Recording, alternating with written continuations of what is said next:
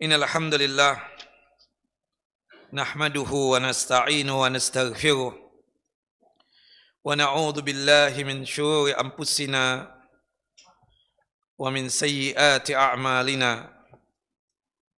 May yahdihillahu fala mudilla lahu wa may yudlil fala hadiya lahu. Asyhadu an la ilaha illallah wahdahu la syarika lahu wa asyhadu anna Muhammadan abduhu wa rasuluh. Wa laqad qala Allah ta'ala fil Qur'anil 'azim, ya ayyuhalladzina amanu taqullaha haqqa tuqatih wa la tamutunna illa wa antum muslimun. Wa ba'd, wa bisakhli sadri wa yassir li amri wahlul 'uqdatam min lisani yafqahu qawli. Allahumma anfa'na bima 'allamtana wa 'allimna ma yanfa'una wa zidna 'ilma.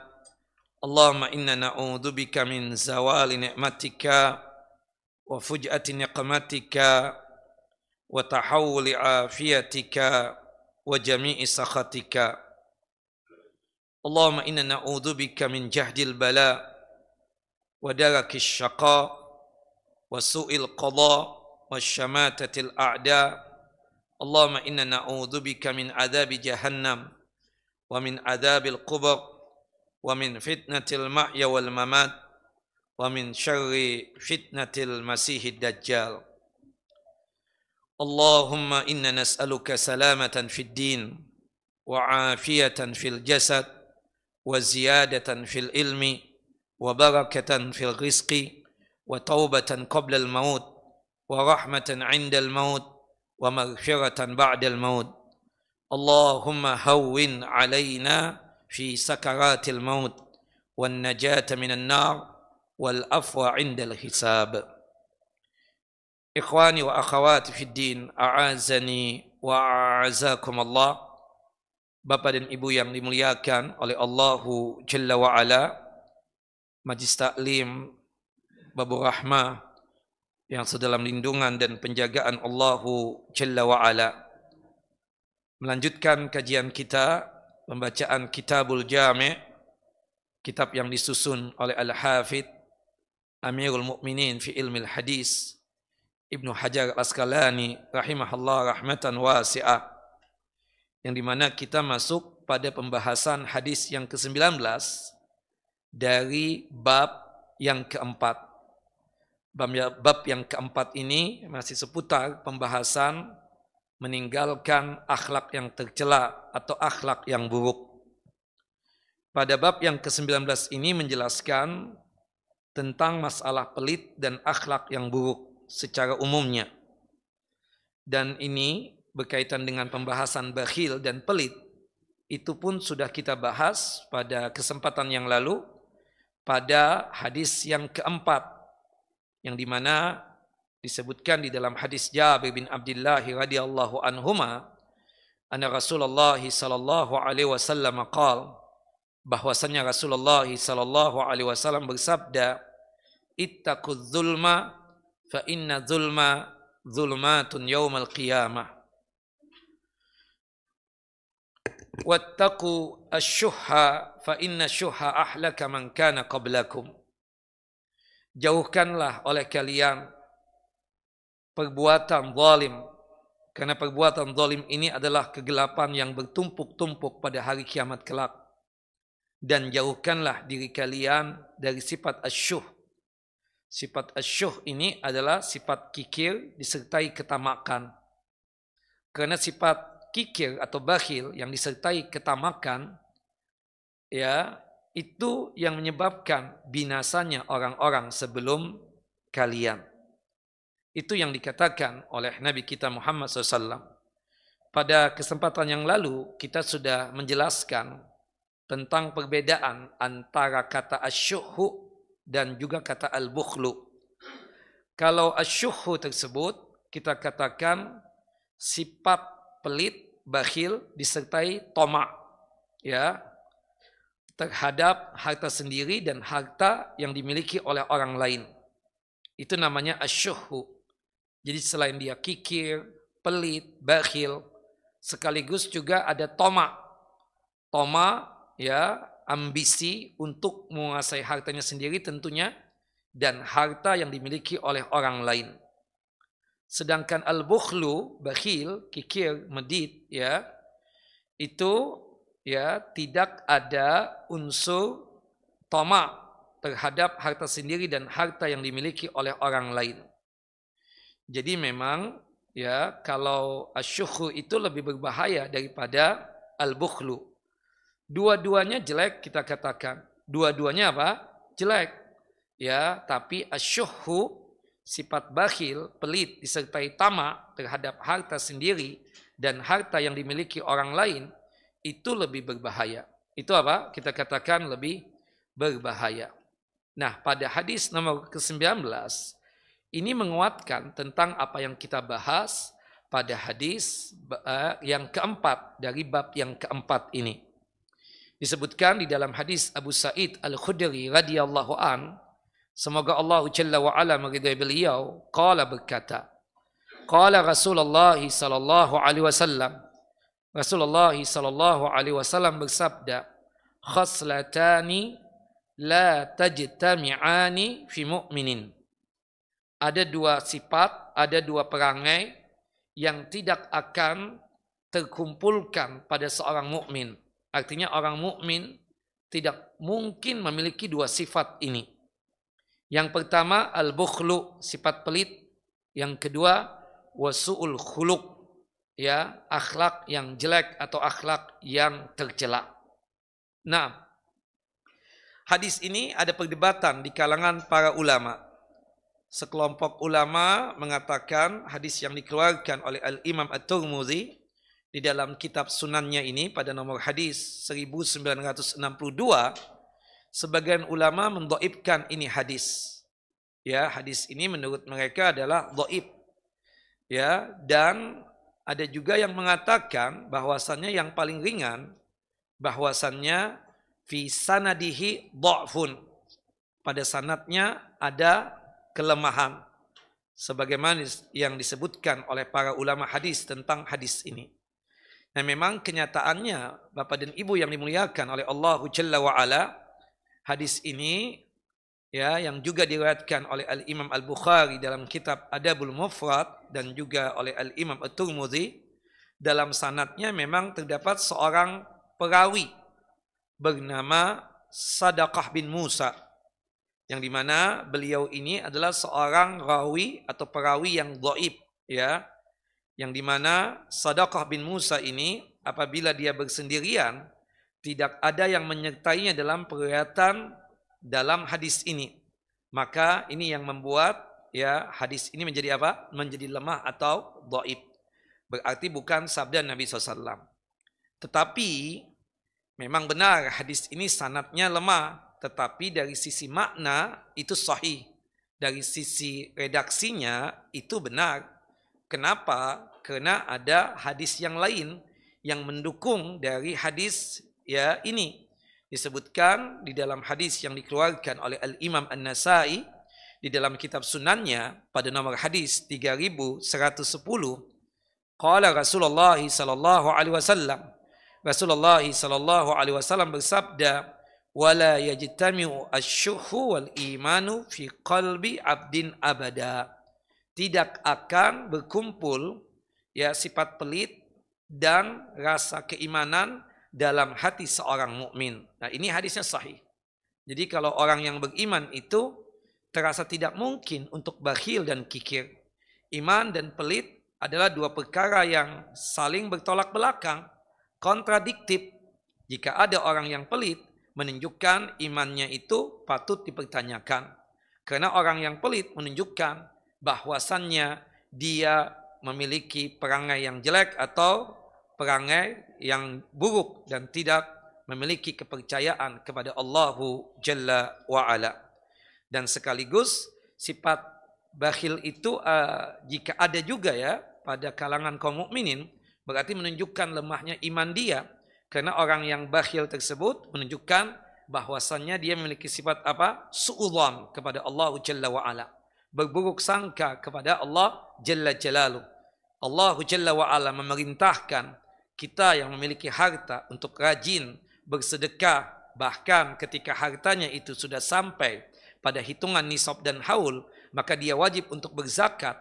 Maka dengan dia rajin berzakat, rajin bersedekah dan berinfak, maka niscaya Allah Jalla wa'ala akan menambah lagi hartanya. Nah, orang yang bakhil ya tidak punya kekuatan iman yang seperti ini, sehingga timbullah rasa suudzon tadi. Karena di pikiran dia, kalau mengeluarkan harta entah berzakat atau bersedekah atau berinfak, berarti sama dengannya hartanya itu berkurang. Padahal di sisi Allah Jalla wa'ala pahalanya berlipat ganda, dan itu bisa membuat seseorang yang suka bersedekah, suka berzakat, suka berinfak dimasukkan ke dalam jannah dan surganya Allah Jalla Jalaluh. Ya, di dunia ini Allah Jalla wa'ala akan berikan keberkahan dengan menambah nikmat harta lagi untuknya. Makanya kata Nabi SAW di dalam hadis Abu Hurairah radhiyallahu an, hadis yang dikeluarkan oleh Al-Imam Muslim, ma naqasat sadaqatun min malin, tidaklah berkurang dari harta yang kita sedekahkan. Wallahu a'lam bissawab. Nah, apa maksud daripada hadis ini? Tidaklah terkumpul pada diri seorang mukmin sifat bakhil dan sifat ya akhlak yang tercela atau akhlak yang buruk. Rasulullah SAW menyebutkan di dalam hadis ini dua perangai yang tidak mungkin ada pada seorang muslim bersama dengan imannya, yaitu pelit dan akhlak yang jelek. Peniadaan iman yang disebutkan pada hadis ini ada tiga pendapat, atau bisa jadi ada tiga kemungkinan ya, untuk memudahkan kita memahami hadis ini. Ada yang mengatakan kata-kata ya tidaklah terkumpul pada diri seorang mukmin sifat bakhil dan sifat perangai yang jelek. Peniadaan iman yang disebutkan di dalam hadis ini bisa jadi itu adalah nafyul wujud.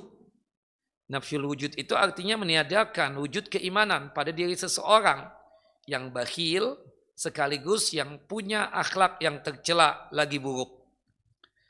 Ada juga yang mengatakan maksud ya penafian atau peniadaan iman di sini tidak lain nafyu as-sahihah. Nafyu as-sahih. Naam. Atau nafyu as-sihhah. Nafyu as-sihhah.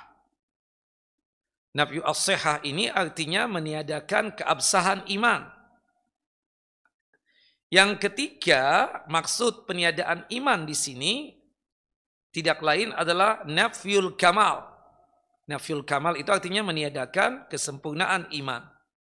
Artinya orang mukmin kalau sekiranya di dalamnya ada sifat bakhil atau memiliki perangai yang tercela atau buruk, maka berarti ada penafian iman di situ. Kemudian muncullah tiga pendapat ini. Penafian iman pada diri seorang mukmin tadi itu, apakah nafyul wujud, artinya imannya memang sudah tidak ada lagi kalau dia punya sifat bakhil, kikir, medit tadi itu, atau cuma sebatas nafyus sihhah yang artinya meniadakan keabsahan keimanan, atau yang ketiga nafyul kamal.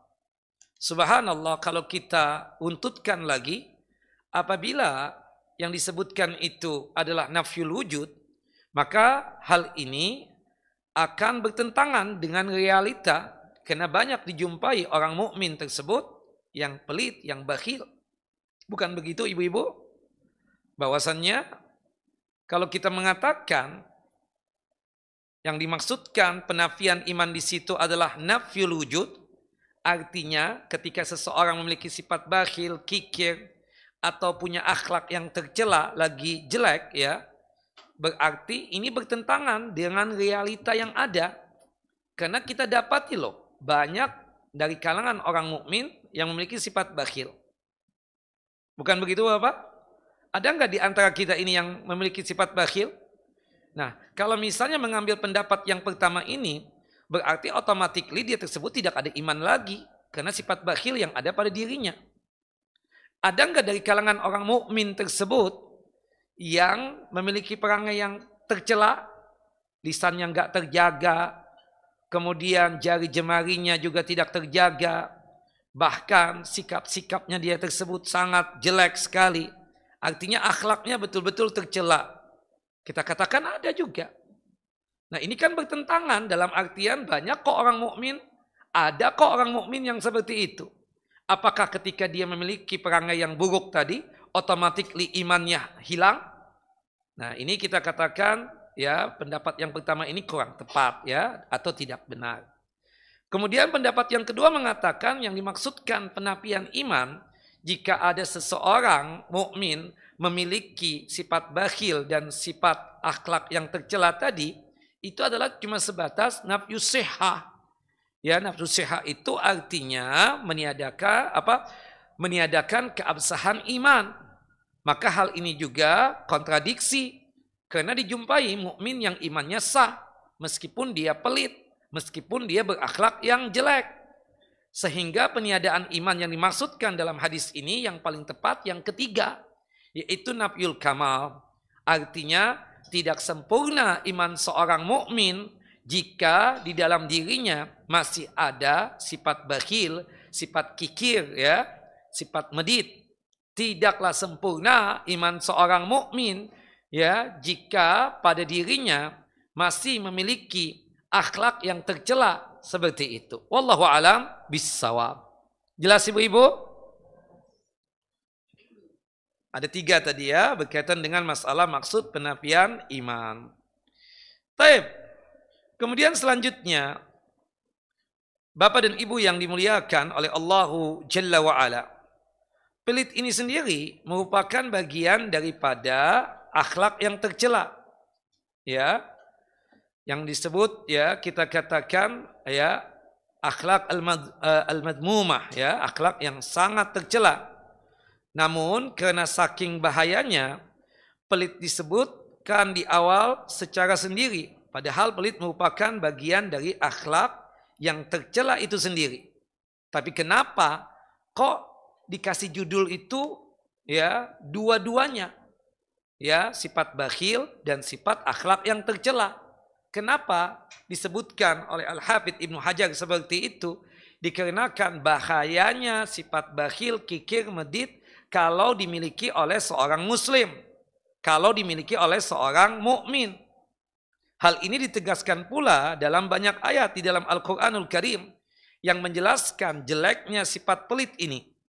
Seperti dalam surah Al-Maun ya, ayat yang ketiga, Allah Jalla wa Ala berfirman, wala yahuddu ala ta'amil miskin. Ya, saking bakhilnya, saking kikirnya untuk memberikan spirit atau motivasi atau menganjurkan orang untuk memberikan makan kepada fakir miskin saja, dia tidak pernah lakukan. Fulus bukan dari dia, uang bukan dari dia, dana bukan dari dia. Sekedar untuk menganjurkan orang saja untuk bersedekah, berinfak, memberikan makan kepada golongan fakir dan miskin, dia tidak pernah lakukan. Saking apa? Bakhil yang ada pada dirinya tersebut. Dia tidak mengajak orang untuk bersedekah ya kepada fakir miskin karena dia sendiri tidak suka bersedekah. Namun ya demikian pula di antara sifat penghuni neraka adalah tidak memberikan makan kepada golongan fakir dan miskin. Sebagaimana yang Allah Jalla wa Ala sebutkan dalam surah Al-Mudaththir. Ya, ketika terjadi ya dialog antara ahlul jannah dengan ya ahlun nar. Kemudian ahlul jannah ini kan bertanya, "Ma salakakum fis saqar?" Kenapa kalian itu pakai mampir ke neraka saqar? Nah, jawaban penduduk neraka tersebut apa? Walam naku nut'imul miskin. Ya. Kami dahulu ketika hidup di dunia tidak pernah memberikan makanan kepada golongan fakir dan miskin. Artinya bakhil, kikir, medit ya, seperti itu. Kemudian juga disebutkan dalam surah Al-Lail ya, bagi mereka yang bakhil, kikir, ancamannya luar biasa. Wa amma man bakhila wastaghna wa kadzdzaba bil husna Adapun orang yang bakhil, yang pelit dan merasa dirinya cukup dan mendustakan pahala yang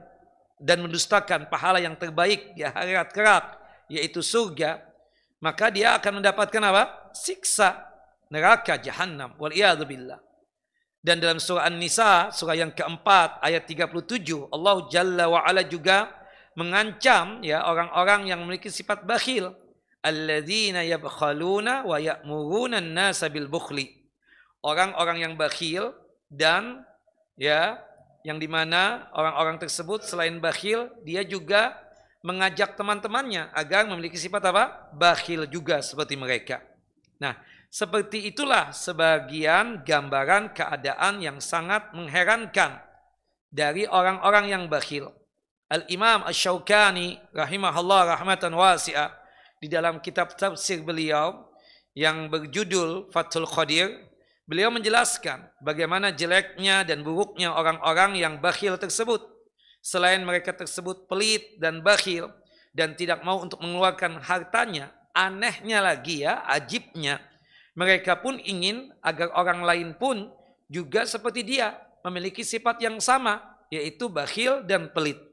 Seakan-akan mereka merasa tidak tenang jika melihat ada orang lain yang rajin bersedekah. Mereka ingin agar orang-orang yang memiliki sifat tercela seperti dirinya. Dia ingin orang-orang tersebut memiliki sifat bakhil seperti dirinya. Ya, jika semua orang bakhil, ya, maka mereka merasa tidak tercela. Tetapi jika yang pelit hanya dirinya, sementara orang lain tidak, mereka akan merasa rendah. Ini menunjukkan jeleknya tabiat orang yang bakhil lagi kikir. Tidak tenang melihat orang lain bersedekah. Tidak senang melihat orang lain berinfak. Padahal kalaupun ada orang lain yang bersedekah, hal tersebut bukanlah urusan dia. Fulus bukan fulusnya dia. Dana bukan dari dia. Ya, kenapa dia tersebut tidak tenang? Kenapa dia tersebut merasa tidak aman? Karena dia khawatir dicap sebagai orang yang satu-satunya memiliki perangai yang buruk atau yang tercela dengan sifat bakhilnya tadi itu. Makanya dia pun juga mengkampanyekan agar orang-orang tersebut memiliki madhab yang sama sebagaimana dirinya, yaitu apa? Memiliki sifat bakhil atau sifat ya kikir lagi medit. 6. Kemudian Rasulullah SAW berlindung kepada Allah Jalla wa'ala dari sifat bakhil dan kikir ini.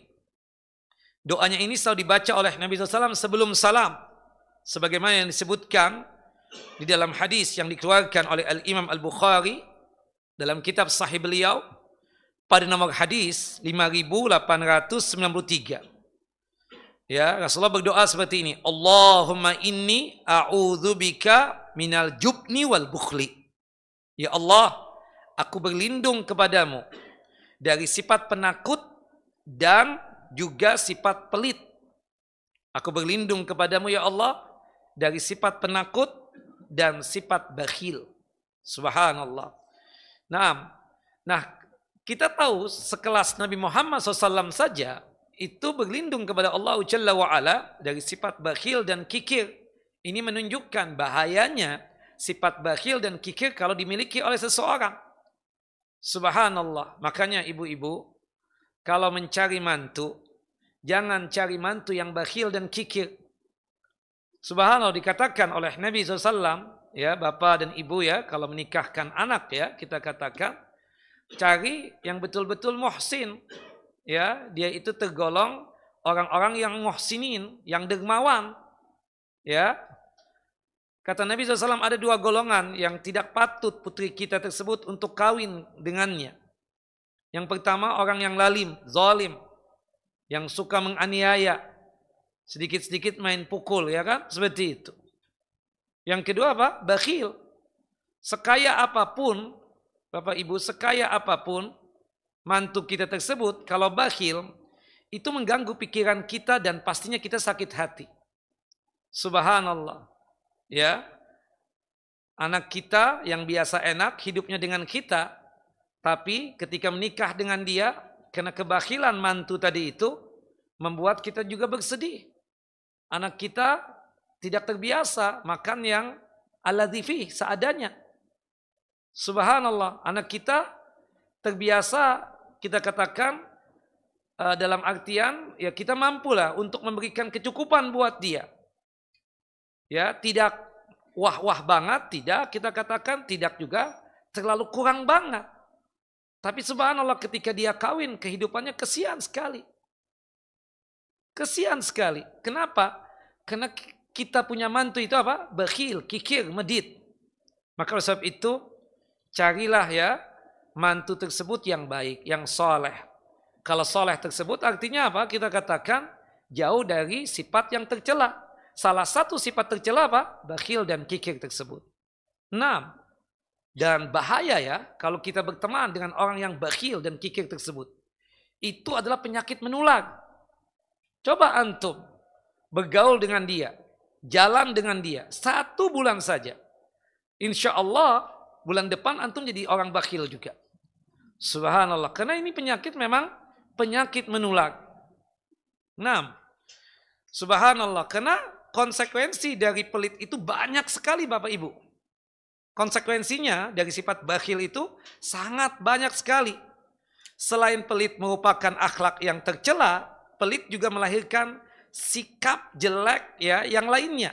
Seperti apa? Sifat suudzon kepada Allah. Ini paling jeleknya, suudzon kepada Allah. Dia menyangka kalau harta tersebut apabila dia keluarkan, maka hartanya akan berkurang dan tidak bakalan diganti oleh Allah Jalla wa'ala. Oleh karenanya Rasulullah SAW ketika menyerukan hal-hal yang berkaitan dengan berbuat baik kepada orang lain, beliau mengaitkannya dengan iman kepada Allah Jalla Jalaluh dan iman kepada hari akhir atau hari kiamat.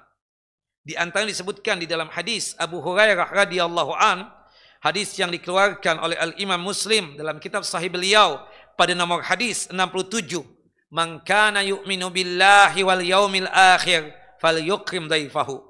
Barang siapa yang beriman kepada Allah Jalla wa'ala dan beriman kepada hari kiamat, maka hendaknya dia memuliakan tamunya. Memuliakan tamu membutuhkan biaya, bukan begitu ibu-ibu? Menjamu, menyajikan makanan, minuman yang enak kepada tamu tersebut. Perlu pulus nggak Bapak? Perlu pulus. Nggak mungkin kita didatangi oleh tamu atau kita ngundang orang tanpa makan-makan. Pasti ada sesuatu yang kita jamukan. Kalau ada sesuatu yang kita jamukan, pastinya memerlukan ongkos, memerlukan biaya. Subhanallah. Bayangkan ada orang yang pelit. Orang yang pelit hanya akan menjamukan tamu ala kadarnya pastinya. Padahal itu bestinya, teman dekatnya. Dia enggan menyajikan sajian yang memuaskan untuk tamunya. Oleh karenanya, tidaklah seorang yang pelit itu kecuali disertai ya buruk sangkanya dia kepada Allah Jalla Jalaluh. Padahal Rasulullah mengatakan dalam hadis Abu Hurairah radhiyallahu an, "Ma naqasat sadaqatun min malin." Apa yang kita sedekahkan dari harta kita tidak mengurangi harta kita sama sekali. Nah, ini poin paling penting Bapak Ibu. Kenapa kita rajin sedekah? Untuk menjaga ya kenormalan harta kita tadi, agar harta tersebut terus berkembang. Bagaimana ceritanya terus berkembang Ustadz? Yang Anda tahu ketika Anda mengeluarkan sedikit dari harta Anda, itu berkurang dari apa yang sudah ada. Nah, inilah butuhnya keimanan yang kuat, keyakinan yang kuat, ya, sehingga kita bisa melawan rasa pelit kita tersebut. Kita yakin seyakin-yakinnya pada saat kita bersedekah, pada saat kita berinfak, pada saat kita berzakat, Allah Jalla wa'ala pasti akan menggantinya. Itu pasti. Allah Jalla wa'ala akan mengganti di dunia ini dan juga akan mengganti di mana? Di akhirat kelak. Dan apa yang kita sedekahkan tersebut ya pastinya akan diganti oleh Allahu Jalla Jalaluh. Maka oleh sebab itu janganlah kita ini memiliki apa? Sifat bakhil, sifat kikir ataupun medit. 6. Baik, Bapak dan Ibu yang dimuliakan oleh Allahu Jalla wa'ala, apa saja bentuk dan gambaran pelit tersebut? Banyak sekali. Kita akan mencoba ya menuntaskan pada hari ini. Nah, yang pertama di antara bentuk bakhil dan kikir yang paling tampak adalah pelit terhadap harta dengan tidak mau untuk mengeluarkan uangnya. Kalau bahasa bapak-bapak, uangnya tidak pernah terkena sinar matahari. Tidak mau bersedekah, tidak mau berinfak. Dan ibu-ibu tolong, siapapun di antara kita ini, jangan sampai orang yang bakhil kikir itu jadi pengurus Babu Rahmah. Nah, bahaya. Bahaya betul. Subhanallah. Semuanya super irit nanti ujung-ujungnya. Subhanallah ya. Semuanya ujung-ujungnya apa? Super irit nanti. Jadi pastikan yang menjadi pengurus ya di suatu kajian atau majelis taklim ya atau pengurus masjid adalah orang-orang yang memang memiliki sifat ihsan, sifat yang baik, dermawan ya, suka berinfak, suka bersedekah ya. Memang memiliki apa? Sifat jawad ya, seperti itu. Nah, jangan orang yang bakhil. Kenapa? Subhanallah. Kita kan tahu masjid ya, majelis taklim itu kan selain ladang kita untuk menuntut ilmu, di situ kan juga sebagai cara kita untuk bersosial. Dan bersosial itu pastinya kita itu ada tenggang rasa terhadap orang yang di sekitar, khususnya kepada orang-orang yang datang ke masjid dan datang ke majelis taklim kita. Yang datang itu pastinya ya, kebanyakan itu kita katakan orang-orang yang hidupnya biasa-biasa saja. Yang terkadang membutuhkan apa? Bantuan. Yang terkadang apa? Membutuhkan bantuan. Kalau orang yang bakhil, kikir, yang menjadi pengurus, itu pastinya tidak ada tenggang rasa itu. Dibiarkan saja orang yang seperti itu. Wal'iyadzubillah. Nah, termasuk juga maaf ya, sama ustadznya nggak perhatian. Ustadznya sakit, ya, udah dibiarin. Ya kalau ustadznya meninggal, tinggal ganti ustadz lain. Itu kan ucapan orang bakhil itu. Seperti itu. Na'udzubillah min dzalik. Nah, taib. Ya, maka oleh sebab itu, ya, dampak yang pertama ya dari orang yang bakhil tersebut, dia tidak mau untuk mengeluarkan uangnya, tidak mau bersedekah, tidak mau membantu orang lain. Namun pelit terjadi bukan pada harta saja, bisa juga terjadi pada kedudukan. Sebagaimana yang kita sebutkan. Dengan kedudukannya, dia bisa memberikan syafaat dan bantuan orang lain, tetapi dia tidak mau untuk direpotkan. Dia ya punya otoriti sebenarnya, bisa untuk membantu. Misalnya masalah pengurusan masjid supaya izinnya cepat keluar ya. Itu kan sangat bisa. Tapi karena dia tidak mau untuk direpotkan, maka oleh sebab itu dia tidak mau untuk membantu. Orang yang seperti ini pun juga bakhil ya. Dan itu dikatakan oleh Syekh Abdurrahman bin Nasr As-Sa'di rahimahullah rahmatan wasi'ah. Kata beliau ketika menjelaskan makna bakhil, yamna'una ma indahum mimma atahumullahu min fadlihi minal mali wal jahi wal ilm. Orang yang bakhil itu adalah orang-orang yang tidak memberikan karunia Allah yang telah diberikan dan dianugerahkan oleh Allah kepada mereka. Seperti apa? Harta. Dia tidak mau untuk berbagi. Kedudukan, jabatan. Ya, seharusnya dengan jabatan dia bisa membantu orang lain. Kemudian ilmu. Allah Jalla wa'ala telah memberikan karunia kepada mereka. Tapi mereka tidak ingin membagikannya kepada hamba-hamba Allah yang lain. Baik karunia itu berupa harta, kedudukan atau jabatan, ataupun ilmu. Ada orang yang bakhil dengan bertanya. Ada orang yang bakhil dengan hartanya. Ada orang yang bakhil dengan hartanya. Ada juga yang bakhil dengan kedudukannya dan jabatannya. Misalnya dia mampu untuk memberikan pertolongan dengan kedudukannya, dengan jabatannya. Tapi dia tidak mau untuk melakukannya. Ada pula yang bakhil dengan ilmunya. Dia memiliki ilmu, akan tetapi jika ditanya, dia tidak ingin menjawab. Atau tidak ingin mendakwahkannya. Bahkan berusaha untuk menyembunyikan ilmu tersebut. Ini pun bentuk bakhil dengan ilmunya. Bisa jadi kita katakan seperti itu. Nah, kalau masalah agama saya yakin Ustadz segalanya akan dijawab, bukan begitu? Nah, semuanya akan dijawab, kupas tuntas ya, demikian. Adapun misalnya Ustadznya memending ya, nanti jawabannya di bab ini nanti akan ada. Maksudnya Ustadz itu supaya ibu itu datangnya jangan sekali doang di Babur Rahmah. Nanti datang lagi, nanti insya Allah setelah Ramadan tuh kita akan bahas itu. Nah itu maksudnya, bukan berarti itu Ustadz bakhil untuk menjawab pertanyaan tadi itu. Nah yang ada itu biasanya ilmu tentang dunia. Ibu-ibu Babur Rahmah ini kan, Masya Allah ya dalam masalah memasak itu luar biasa ahlinya. Bahkan ada sebagian yang jualan dan terkenal makanan yang dijual tersebut. Nah ada bestinya yang bertanya tentang cara dia untuk membuat makanan tersebut. Apalah makanannya? Misalnya kue cucur. Misalnya gimana sih caranya ini itu?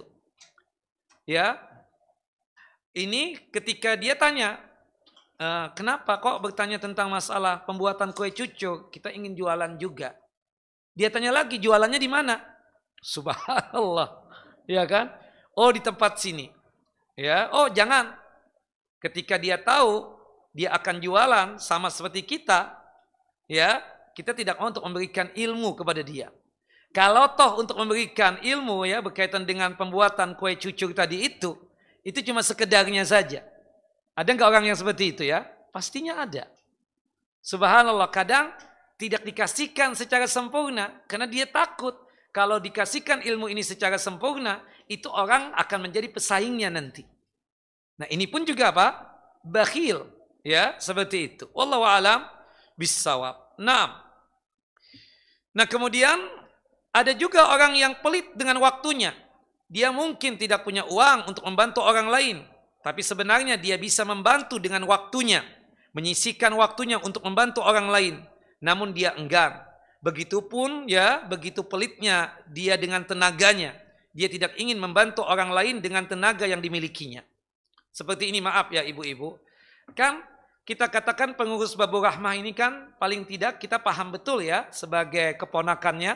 Mereka ini kan sudah legend. Kadang nih maaf nih, ngangkat-ngangkat kursi. Kan kesian. Subhanallah. Kita sebagai keponakan ini kadang nggak tega, kita yang ngangkatkan. Maksudnya ibu-ibu yang legend tadi kan, iya yang muda-muda ini bantu dia gitu loh. Tapi nggak mau bantu. Dia nggak kuat untuk ngomong, ayo dong bantu kami. Enggak. Karena kesemangatan tersebut sebagaimana 20 tahun yang lalu. Tapi tidak sadar, faman nu'ammirhu nunakisu fil khalaq. Setiap kali dipanjangkan umur itu kan tenaga, fisik itu berkurang kualitasnya. Seperti itu. Nah, kita kadang main lewat-lewat aja. Bunda jalan dulu ya. Kakanda jalan dulu. Lagi ngangkat kursi nih. Kesian nenek-nenek ngangkat kursi. Kan seperti itu. Nah itu kenapa? Malasnya dia untuk membantu. Itu pun juga dikategorikan sebagai apa? Orang yang bakhil. Bakhil dalam masalah mencurahkan tenaga untuk membantu orang lain. Sekedar seperti itu saja malas banget. Subhanallah. Padahal di sana kan ada ya poin-poin pahala yang kita dapatkan. Ada ladang-ladang pahala yang kita dapatkan sekedar membantu tadi. Kita tidak mencurahkan ya fisik kita yang terlalu hebat, tidak. Kita juga tidak mengeluarkan fulus kita, tidak.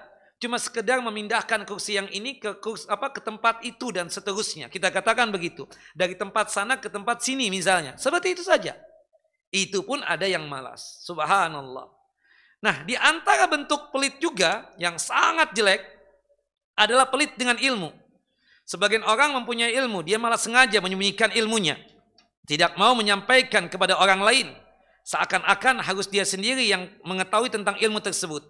Ini indikasi bahwasanya orang ini adalah orang yang ria, ingin tampil beda, ingin disanjung, sehingga ilmunya tidak disebarkan kepada orang lain. Apabila seseorang mempunyai ilmu, maka hendaknya tidak pelit dengan ilmu tersebut. Oleh karena itu, disebutkan bahwasanya Rasulullah SAW sangat jawadun. Jawadun itu artinya sangat dermawan. Dalam segala hal, beliau dermawan. Termasuk diantaranya sangat dermawan dengan ilmu. Jika ada orang yang bertanya kepada Rasulullah SAW, maka Rasulullah SAW menjelaskan sejelas-jelasnya. Rasulullah SAW menerangkan seterang-terangnya. Hingga sahabat yang bertanya tersebut paham dan mengerti. Jika ada yang harus diberitahukan kepada umatnya, maka Rasulullah SAW segera menyampaikannya. Demikian juga keadaan para ulama.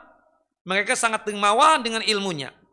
Ya, subhanallah, diceritakan ya, Syekh Abdul Aziz bin Baz rahimahullah rahmatan wasi'ah.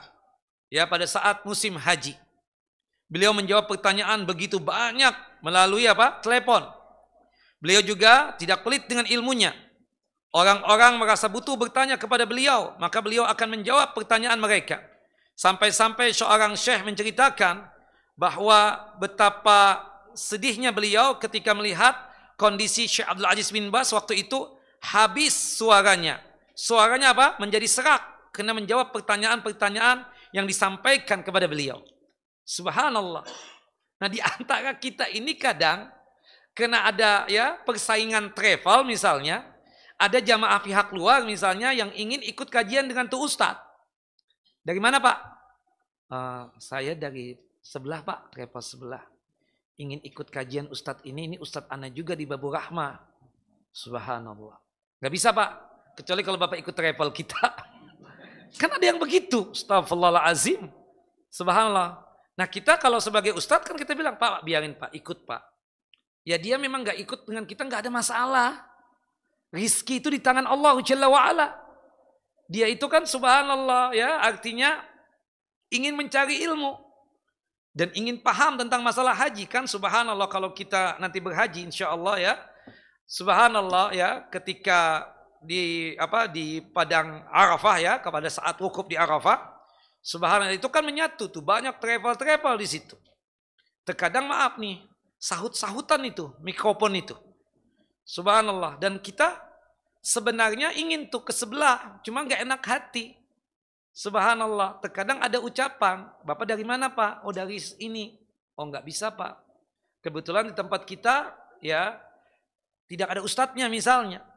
Nah, seharusnya sikap yang bijaksana seorang ustadz, meskipun itu orang tidak ikut dengan travel kita, ketika dia bertanya dengan kita, kita harus jawab. Jangan bakhil. Subhanallah, ini kan nggak dibalikkan. Ya, tanya aja sama ustadz antum itu. Subhanallah. Kenapa begitu ya? Contoh Syekh Abdul Aziz bin Baz rahimahullah rahmatan wasi'ah. Bagaimana beliau semangatnya untuk menjawab pertanyaan-pertanyaan. Telepon berdering terus-menerus sampai suara ini habis. Suara jadi serak, bahkan susah ya untuk mengucapkan secara clear dan terang ya, seperti itu. Tapi beliau apa? Berusaha untuk menjawab sebaik mungkin. Seperti itu. Allahu Akbar. Nah, ini bahaya ya kalau pelit dalam masalah ilmu. Sesungguhnya orang yang pelit dengan ilmu lebih tercela lagi daripada orang yang pelit dengan harta.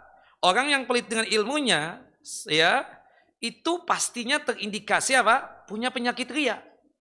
Ya, kita mengetahui bahwasanya orang-orang yang membagikan ilmunya, niscaya ilmunya tidak akan habis, bahkan bertambah dan semakin kokoh pemahaman dia. Seseorang kalau punya ilmu kemudian disampaikan kepada orang lain, maka ilmunya tidak akan habis, bahkan semakin kokoh dan semakin bertahan dalam ingatannya. Berbeda dengan harta yang secara lahiriah berkurang apabila diinfakkan, namun orang yang pelit terhadap ilmunya seakan tidak ingin mendapatkan keutamaan-keutamaan tersebut. Na'udzubillah min dzalik. Taib. Nah, termasuk juga bapak-bapak, termasuk bakhil kikir, tidak menunaikan nafkah. Itu bakhil, Pak. Makanya syarat menikah itu kita katakan dalam artian punya ba'ah kan, punya kemampuan. Ya ma'syarasy syabab, man istata'a minkumul ba'ah falyatazawwad fa innahu aghaddu lil basar wa ahsanu lil farad. Wahai para laki-laki, wahai para pemuda, siapapun di antara kalian yang sudah punya ba'ah. Ba'ah itu adalah kemampuan secara lahiriah. Kalau bahasa ibu-ibu itu punya pekerjaan. Kemudian bahasa ibu-ibu yang lebih polos lagi punya fulus. Seperti itu. Wahai para laki-laki yang punya ba'a, punya kemampuan secara lahiriah, punya pekerjaan, punya fulus, bersegeralah menikah. Karena dengan menikah itu sanggup untuk menjaga pandangan kita dan sanggup untuk menjaga syahwat kita. Agar pandangan kita ini kita pandangkan ke tempat yang halal, bukan ke tempat yang haram. Dengan menikah itu sanggup untuk menjaga syahwat kita, agar syahwat ini ditempatkan di tempat yang halal. Nah, artinya apa? Kalau syaratnya kita menikah ini harus ada ba'ah, kita katakan, berarti konsekuensinya kan, seorang perempuan yang menjadi istri kita tersebut harus kita berikan nafkah. Bahkan hukumnya wajib. Ya, kita sediakan rumah untuknya, kita sediakan ya pakaian untuknya, kita sediakan makan dan minum untuknya, bahkan masalah pendidikannya sekalipun. Bahkan masalah apa? Pendidikannya sekalipun. Itu konsekuensi orang yang menikah. Kalau antum bapak-bapak tidak punya ba'ah, jangan menikah. Puasa aja. Itu bisa meredam syahwatnya antum. Makanya Rasulullah di ujungnya mengatakan, fa illam yastati, ya, faman lam yastati, ya, yang tidak memiliki ba'ah, ya, fa alaihi bisawm, fa inna lahu wija. Ya, dengan dia tersebut ya berpuasa, itu tamengnya dia. Ya, dia bisa menjaga agar jangan sampai jatuh ke dalam perbuatan maksiat. Seperti itu. Naam. Jika tidak punya fulus ya. Seperti itu. Makanya banyak definisi yang disebutkan oleh para ulama tentang bakhil dan pelit. Namun mereka bersepakat pada satu poin yang salah satu bentuk pelit adalah tidak menunaikan nafkah. Ya, sebagaimana disebutkan oleh Al-Hafidz Ibnu Hajar Asqalani rahimahullah rahmatan wasi'ah dalam kitab Fathul Bari jilid yang ketiga halaman 305. Seharusnya sebagai seorang suami memberikan nafkah kepada istrinya. Seharusnya sebagai seorang ayah dia wajib memberikan nafkah kepada anak-anaknya. Subhanallah, tetapi apa yang terjadi? Dia hanya menafkahkan sedikit saja. Irit banget. 4 huruf, irit. Subhanallah. Padahal dia mampu lebih daripada itu untuk memberikan kelapangan kepada istri dan anak-anaknya.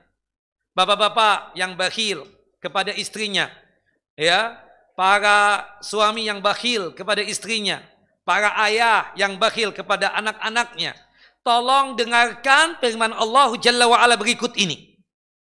Camkan, pahami, dan amalkan. Sekali lagi, wahai para suami yang bakhil kepada istrinya, wahai para ayah yang bakhil kepada anak-anaknya, dengarkan dan hadirkan hati antum untuk mendengarkan ayat ini supaya paham. Kata Allah Jalla Jalaluhu, liyunfik dzu sa'atin min sa'ati wa man qudira alaihi rizquhu falyunfik mimma ataahu Allah. Hendaknya seseorang yang diberikan kelapangan, dia berinfak dengan kelapangan hartanya. Jangan irit kepada siapa? Istri. Jangan irit kepada anak-anak. Adapun jika seseorang ternyata disempitkan rizkinya, artinya pas-pasan, maka dia berinfak, memberikan nafkah sesuai kemampuan dia. Nah, ya. Namun bukan berarti jika seseorang itu mampu dan memiliki kelapangan harta, dia kemudian menghambur-hamburkan uangnya seenaknya. Sampai pada tingkatan tabzir atau mubazir. Tentu hal ini juga terlarang, tidak dibolehkan. Allah Jalla wa'ala berfirman dalam surah Al-Isra, surah yang ke-17, ayat 26 sampai 27. Wala tubadzir tabzira. Innal mubadzirina kanu ikhwana syayatin. Janganlah kalian berbuat tabzir, ya, menghambur-hamburkan fulus seenaknya, ya, dalam artian tanpa ada maksud dan tujuan. Kita mencukupi kebutuhan istri kita, itulah kewajibannya. Tapi jangan berlebih-lebihan. Jangan apa? Berlebih-lebihan. Seperti itu. Nah, ada sifat zuhud lah dalam diri kita itu.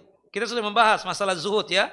Di bab yang ketiga itu. Yang saya yakin Bapak dan Ibu lupa pembahasan zuhud dan wara itu. Kita memang punya fulus, bahkan fulus kita kayak tisu, comot ada lagi, comot ada lagi. Tapi bukan berarti kita ya suka menghambur-hamburkan harta kita. Ya, suka menghabiskan harta kita dengan sesuatu yang sifatnya tidak ada tujuan. Menghamburkan harta kita tersebut, beli sesuatu, beli ini dan seterusnya, tidak sesuai dengan kebutuhan dan hajat kita. Wara, masih ingat ya, sekedar mengingatkan, wara itu artinya adalah meninggalkan sesuatu yang haram, meninggalkan sesuatu yang makruh, dan meninggalkan sesuatu yang subhat. Insya Allah kita semua ini wara. Pastinya kita meninggalkan yang haram. Insya Allah juga kita meninggalkan yang subhat, termasuk juga yang makruh. Tapi kalau zuhud, belum tentu kita zuhud.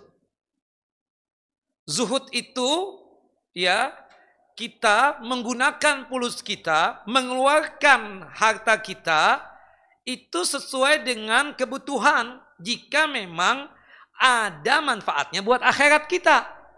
Itu zuhud. Jadi mengeluarkan sesuatu itu atas dasar kebutuhan, atas dasar keperluan, ada hajatnya, bukan cuma sekedar hasrat dan keinginan. Antum Masya Allah terhadap istri antum, Anda tahu banget, karena antum kajiannya di Babur Rahmah. Masya Allah. Tapi jangan sampai antum itu menghamburkan harta yang ujung-ujungnya meninggalkan sifat zuhudnya antum. Atau bisa jadi waraknya hilang, masuk kepada tabzir atau mubadzir tadi itu. Subhanallah. Antum memang sayang kepada istri antum. Tapi tidaklah setiap yang diinginkan oleh istri tersebut wajib antum penuhi. Istri antum sudah punya tas berapa Pak? 1 lemari Ustaz. Apa saja mereknya Pak? Ya, yang merek yang paling terkenal ya Ustaz ya, itu ada Louis Vuitton, ada Hermes, ya. Ada juga Gucci, ada juga yang lainnya. Nah, tapi memang istri Anda hobi Ustaz ngumpulkan begitu. Nah, itu jangan dituruti begitu. Ya kan? Bukan kita bakhil, kita baik banget itu. 1 lemari. Kayak orang jualan sudah tasnya itu. Pakaian juga kan seperti itu. Masya Allah antum. Mencukupi banget. Nah jadi zuhud itu begini loh. Antum perlu handphone enggak? Berapa Pak? 1. Kalau saya 2. Kenapa 2? 1 buat apa? Buat yang sifatnya umum. Siapapun ya kontak saya itu, yang 1 ini boleh diberikan kepada siapapun dan boleh telepon kapan waktu pun, tapi maghrib datang tuh di-off-kan tuh 1 itu. Ya, yang bertanya, yang ini dan seterusnya di handphone yang 1 itu. Nah, handphone yang kedua itu ya orang-orang dekat kita, termasuk pengurus Babur Rahmah 24 jam. Iya kan?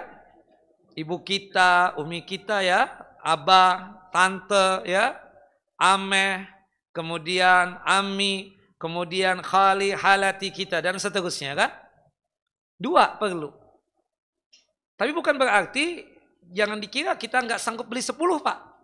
Insya Allah bisa. Tapi buat apa? Nah itulah zuhud kita katakan.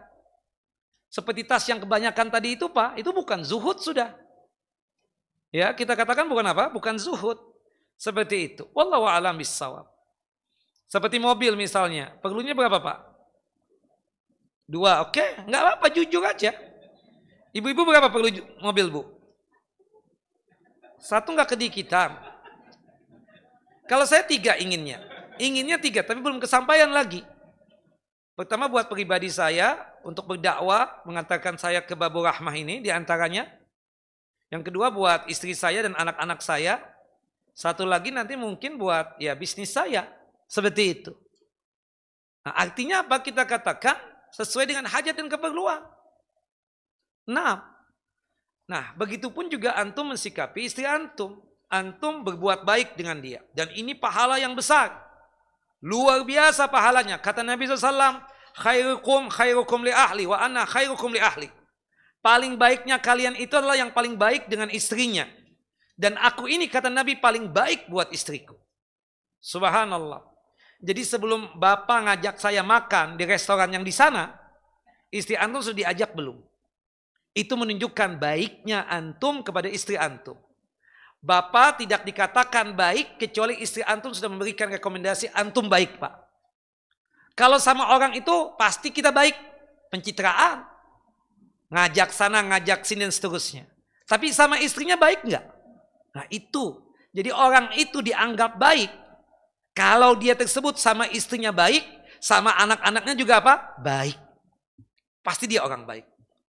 Wallahu a'lam bissawab. Nah maka oleh sebab itu, Bapak dan Ibu yang dimuliakan oleh Allah Jalla wa'ala, wabil khususnya kepada bapak-bapak, jangan sampai antum bakhil, kikir, medit sama istri sendiri. Sama anak-anak sendiri. Jangan sampai nanti sebab bakhilnya antum, Allahu Akbar, istri antum minta cerai. Dan itu adalah uzur syar'i. Uzur apa? Uzur syar'i. Makanya ibu-ibu, kalau ibu-ibu kan sudah lewat nih. Nanti kalau cari mantu, sekali lagi saya tegaskan, tolong cari yang punya amanah secara dunia dan akhirat. Dan pastikan mantu ibu itu, mantu bapak juga, tidak bakhil dan kikir untuk anak kita nanti. Subhanallah. Seperti itu. Nah, kemudian selanjutnya, berkaitan dengan perangai yang buruk atau akhlak yang tercela. Pada hadis ini kan juga disebutkan. Sebagaimana yang disabdakan oleh Nabi SAW tadi. Khaslatani la tajtami'ani fi mu'min. Al-bukhlu wa su'ul khuluq. Dua perangai yang tidak akan terkumpul pada seorang mukmin, yaitu sifat pelit dan akhlak yang tercela atau buruk. Rasulullah menyebutkan perangai yang kedua, yaitu akhlak yang buruk atau akhlak yang jelek. Akhlak yang tercela. Akhlak yang tercela itu sifatnya umum. Sifatnya apa? Umum. Segala perkara yang merupakan perangai yang jelek, hendaknya seorang muslim jauhkan dirinya darinya. Terutama yang berkaitan dengan muamalah terhadap orang lain. Ya salam.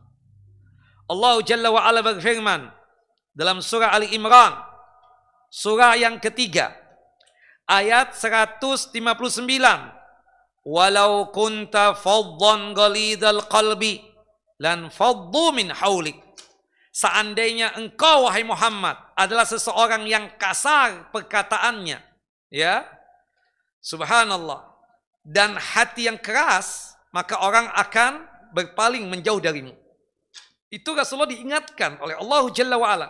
Seandainya engkau tersebut ya memiliki sesuatu yang buruk, misalnya setiap kali berucap kasar atau perkataannya sangat menyelekit sekali, ya, maka pasti orang akan menjauh dari kita.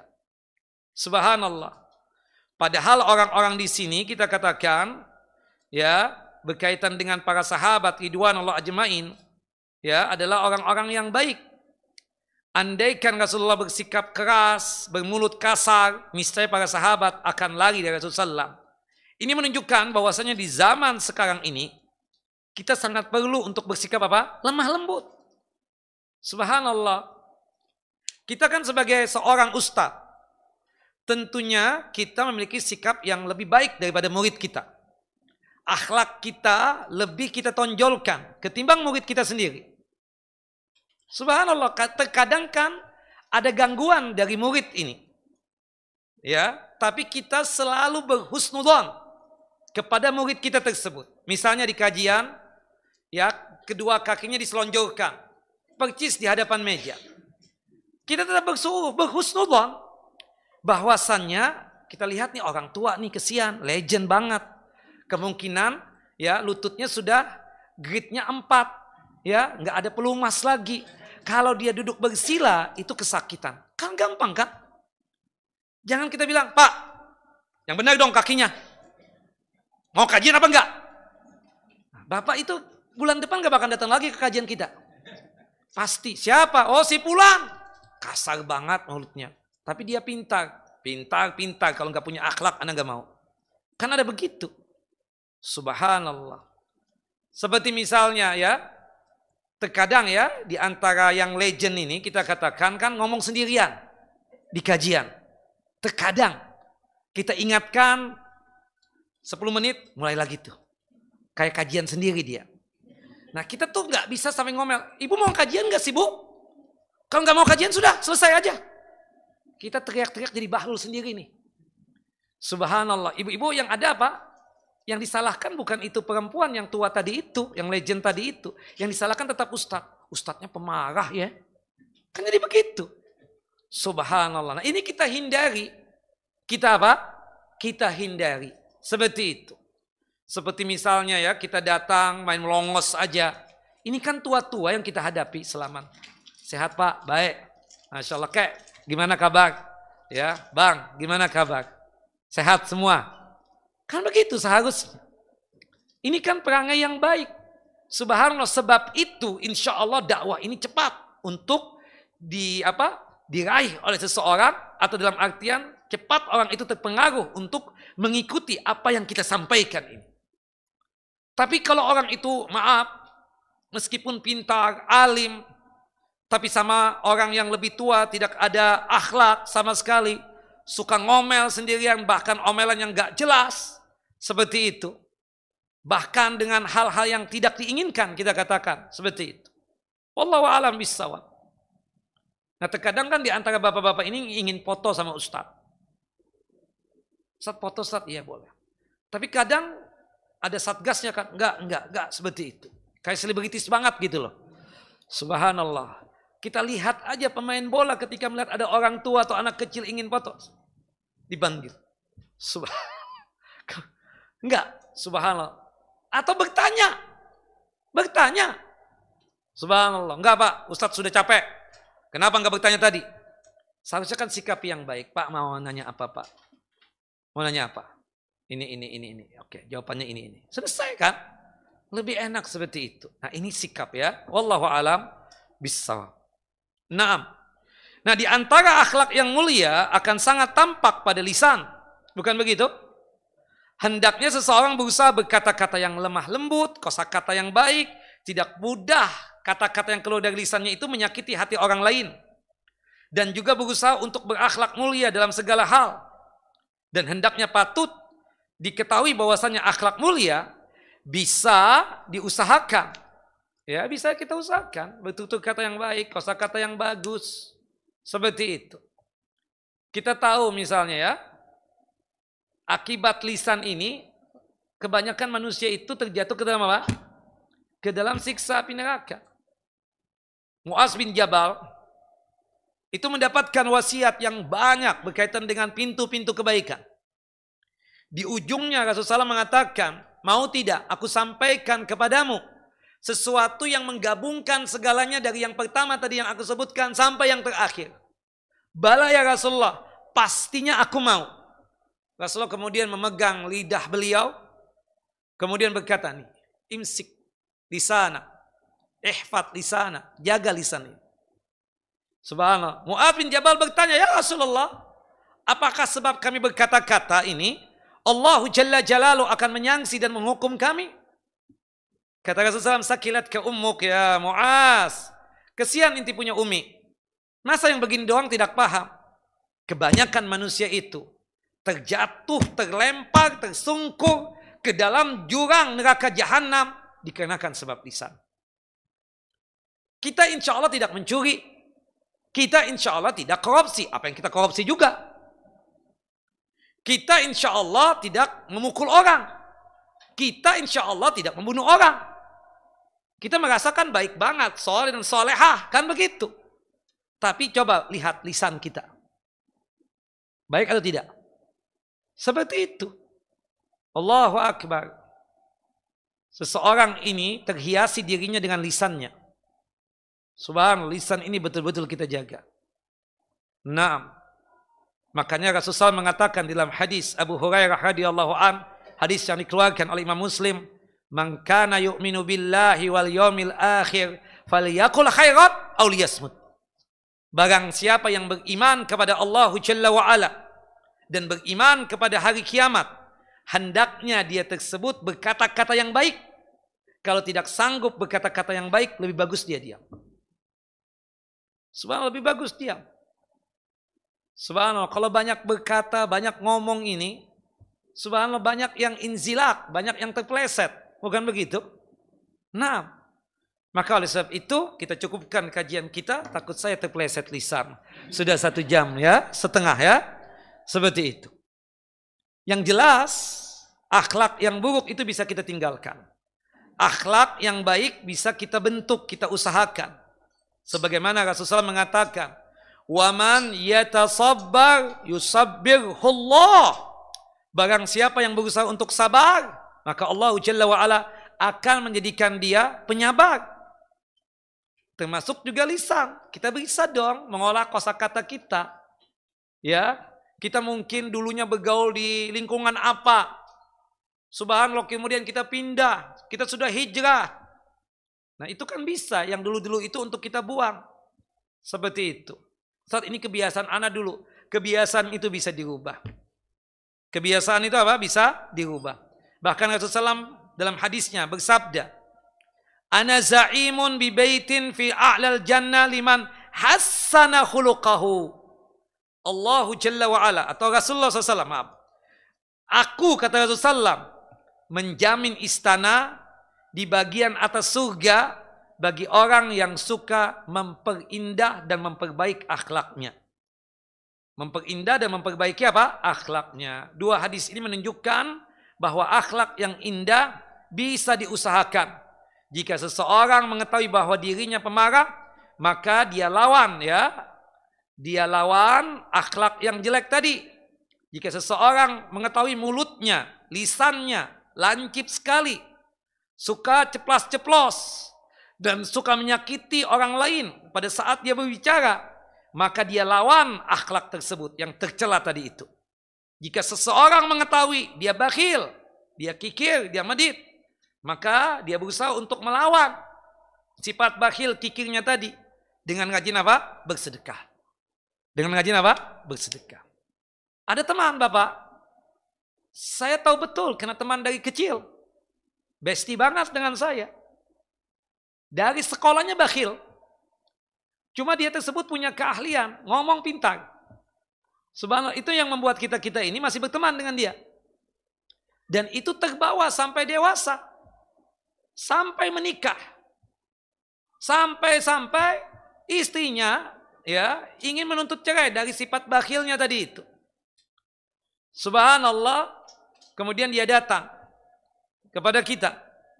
Kemudian bertanya, anak ini ngerti banget anak bakhil. Kita bilang ya siapa nggak tahu inti ini memang bakhil, kikir, medit. Ya dari zaman dulu subhanallah mana ada inti pernah neraktir kita makan. Nggak ada. Yang ada kita bayar. Kita ingatkan dulu, ingat nggak? Ketika habis makan antum 2 piring, antum melarikan diri. Iya kan ingat? Ketika mau kita siap-siap untuk bayar, antum hilang. Itu ana lupa azhar, kata dia. Ana udah lupa, jangan diingatkan lagi. Ana bagaimana caranya menghilangkan bakhil ini? Gampang. Kalau antum ingin berubah, bisa. Bisa banget. Bagaimana caranya? Setiap hari bersedekah. Namanya sohib ya, bestie nanya lagi. Berapa hak sedekah ya? Kalau kelas inti sih 1 juta sehari deh. Banyak banget kata dia. Inti nih ngomong yang habis berapa? Berapa ya kira-kira? Nanya lagi. 500.000. Banyakan. 100.000. Kebanyakan. 50.000. Kebanyakan. Apa? 50.000. Kebanyakan. Sampai disepakati 5.000 perak. Tapi setiap hari ya. Setiap hari bersedekah 5.000. Subhanallah, tambah bulan. Ya kita katakan ya ada beberapa bulan setelah itu tambah 10.000. Tambah tahun naik lagi tuh. Sampai Masya Allah sifat bakhilnya itu hilang. Sekarang ini sering banget. Dalam 1 bulan itu ada ngajakin kita makan, kumpul. Subhanallah. Ya. Apalagi kalau ngajak jalan-jalan. Subhanallah. Kita nggak pernah mendapatkan dia tersebut. Mau ini dolar ya buat inti, nggak ada. Sekarang cukup nggak $500? Subhanallah. Ya, namanya bestie ya, sahib kita katakan. Berubah. Istrinya senang banget sekarang. Subhanallah ya. Orangnya kan botak nih, kata istrinya. Saking anak bahagia ini Ustaz. Allah kata dia, pingin betul menjilati ya kepalanya itu. Gitu. Jangan Kak, jangan sudah. Allahu Akbar. Naam. La haula wala quwata illa billah. Naam, sahib besti ya. Nah begitu, tapi bisa berubah tuh. Sahib kita tuh bisa berubah. Masya Allah, alhamdulillah sekarang ini. Ya artinya sifat jelek, sifat buruk ya, pemarah dan seterusnya. Ya temperamental, suka mengobarkan amarah ya. Seperti sahabat Nabi, ya Qudamah. Ya, itu pemarah. Ketika datang kepada Rasulullah SAW, ya Rasulullah, ausini. Tolong dong wasiatkan kepadaku satu wasiat. Apa jawab Nabi? Apa wasiat Nabi? La taqlab, jangan engkau marah. Apalagi ya Rasulullah, la taqlab, jangan engkau marah. Memang subhanallah kita kadang memiliki sifat itu, enggak kuatan banget. Subhanallah, kan ada ya apa teman-teman ustadz kita itu, tapi enggak di Babur Rahmah itu. Babur Rahmah kan baik-baik ibu-ibunya Masya Allah. Kalau kajian yang lain tuh kadang ada suara kayak semut gitu loh. Ceces. Itu mengganggu beliau gitu loh. Suara apa sih ini? Subhanallah. Sudah tegur dua. Ceces. Tegur lagi. Apa tuh? Sampai sudah 3 kali lebih. Salam subhanakallah wa bihamdika asyhadu alla. Start. Enggak cukup sudah kajian kata dia. Subhanallah. Ada lagi. Pak, tolong dong Pak, jangan foto-foto. Nah, kalau foto-foto lagi selesai ya kajian. Ada yang masuk baru. Wah, ini ustadznya kan ganteng nih, Masya Allah. Kan seperti itu, Masya Allah. Bagus penyampaiannya juga dan seterusnya. Dipoto sama dia. Alafu minkum, maaf lahir batin, wassallallahu Nabi Muhammad, subhanakallahumma wa bihamdika asyhadu an la ilaha illa. Start kata penitia, belum, baru 20 menit. Enggak, udah. Anak kan sudah bilang kata dia. Nah, itu kan ya, kita harus pintar-pintar menyikapi. Kita sebagai ustadz harus berakhlak kepada audien, kepada murid-murid kita. Kita sebagai murid ya tentunya lebih lagi berakhlak kepada ustadz kita. Muliakan ustadz kita. Seperti itu Bapak dan Ibu. Wallahu a'lam bissawab. Insyaallah Ramadan kajian gak ibu-ibu? Kajian ya? Enggak lapar? Enggak lah ya. Tambah legend itu susah makan kan? Nah, lebih bagus kajian aja ya. Wallahu a'lam bissawab. Ada pertanyaan? Ada pastinya ya.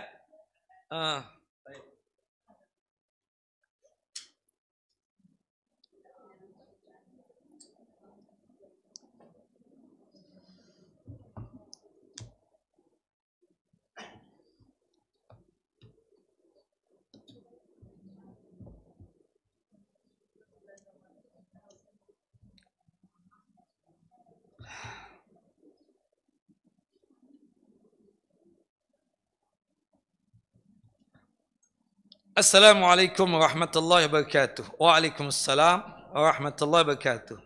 Ustadz bertanya bagaimana cara membedakan bakhil dan irit. Irit itu bahasa halus saya ya. Saking bakhilnya gitu loh. Irit itu kan sederhana ya sebenarnya. Sederhana itu artinya kita kembali kepada sifat zuhud tadi. Keperluan ya. Kita membeli sesuatu itu sesuai hajat dan keperluan tadi ya. Itu yang disebut dengan zuhud. Seperti nanti buka puasa. Ibu-ibu, idealnya kita berbuka puasa itu berapa makanan sih? Berapa jenis makanan? Bu? Masih dengar saya? Kalau kita buka puasa itu idealnya berapa jenis makanan yang ada di atas meja kita itu? Di atas meja makan itu. Enggak, satu ya, kita katakan makanan besar. Misalnya kita bikin nasi ulam. Hari pertama Ramadan, ada kolak, ada kurma, mungkin tambahlah ada korket ya, ada teh juga. Itu kan idealnya ya, seperti itu. Nah itu kita katakan, kita dikategorikan sebagai apa? Orang yang sederhana lah, irit ya, sesuai dengan kebutuhan dan hajat kita. Insya Allah makanan-makanan tadi itu bisa habis gitu loh. Tapi jangan tabzir berlebih-lebihan. Buka puasa misalnya selain ada nasi ulam tadi, ada kapsah, ada kebuli, ada bakso. Ini kan anggota keluarga kita sih berapa orang sih? Banyak banget kan enggak?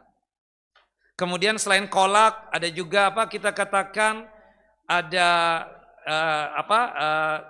kue kue putih selat misalnya, atau kue Ummu Ali misalnya, atau lamparan tatak misalnya, ya, atau kue lumpur misalnya. Nah, itu kan kebanyakan ya. Kecuali kalau kita ngundang banyak orang, lain cerita ya, seperti itu. Nah, jadi irit itu kita katakan sama dengannya sederhana. Kalau kita kaitkan dengan Islam ya, itu zuhud tadi. Kita membeli sesuatu itu sesuai dengan kebutuhan dan hajat kita. Nah, jangan sampai iritnya itu yang negatif. Kalau harus beli pakaian Bapak Ibu. Subhanallah ya kan? Karena saking bakhilnya tadi itu, pakaian itu saja seumur hidup. Nah, itu kan jadi tidak tepat. Pakaiannya sudah jadul banget. Ini tahun berapa nih pakaian? Tahun 70-an yang dipakai itu. Atau tahun 80-an, tahun 90-an juga jauh banget kan? Seperti itu. Jadi memang irit itu kita katakan khawatirnya kita jatuh tabzir. Tapi hati-hati juga, jangan terlalu irit. Ujung-ujungnya sama dengannya apa? Bakhil. Jelas ibu-ibu? Ustadz, kita tidak berniatan untuk pelit ilmu. Tapi ketika kita dalam dunia kerja ilmu, ilmu kita kelihatan dan bisa mengerjakan beberapa hal. Jadinya malah dikerjain. Banyak pekerjaan, padahal banyak pekerjaan lain. Ketika mencoba berbagi ilmu, ternyata pekerjaan lainnya tidak bisa. Bagaimana menyikapi hal tersebut? Ya insya Allah ya, kalau kita niatan tulus ya untuk memberikan ilmu tadi, itu dimudahkan. Saya ini pengalaman pribadi ya. Ketika kita masih belajar ya dari pesantren sampai ke Islamic University of Madinah, itu kita merasa ilmu itu biasa-biasa saja. Kenapa? Karena kita murid, jarang orang bertanya, bukan begitu? Itu kalau ada orang yang bertanya, betapa senangnya kita. Terus terang. Ini hati ya. Kayaknya kita diperhatikan banget gitu sampai dia bertanya kepada kita. Bahkan kita menjelaskan itu dengan runtun, dengan sejelas-jelasnya, dengan seterang-terangnya. Dan subhanallah yang saya rasakan lagi ketika di masyarakat tambah ilmu. Kajian di Majelis Babu Rahmah ini, karena banyaknya pertanyaan-pertanyaan tersebut ya membuat ilmu yang kita dapatkan tersebut berkembang. Kita jawab satu persatu. Ketika kita tidak bisa menjawab, kita buka kitab lagi.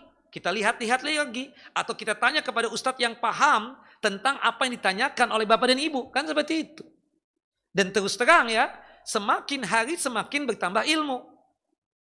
Dan kebiasaan kita itu, kalau ada yang bertanya itu senang banget. Baik via handphone atau mungkin ya langsung bertanya dan seterusnya. Itu mengingatkan lagi ayat-ayat, hadis-hadis, kitab-kitab ulama dan seterusnya. Nah jadi kesimpulannya ya Bapak dan Ibu yang dimuliakan oleh Allah Jalla wa'ala, jangan bakhil terhadap ilmu. Jangan bakhil ya, seperti itu. Wallahu a'lam bissawab. Ustadz, gimana caranya kita mengetahui calon mantu kita pelit sedangkan sebelumnya kita tidak saling kenal ya. Makanya cari tahu. Jangan langsung main terima. Ya, salah satunya cara ya ingin mengetahui ketika datang ke rumah kita nggak bawa apa-apa. Mungkin pertemuan pertama nggak bawa apa-apa kita maklumin. Mungkin dia masih belum paham nih. Pertemuan yang kedua, ketiga sama seperti itu.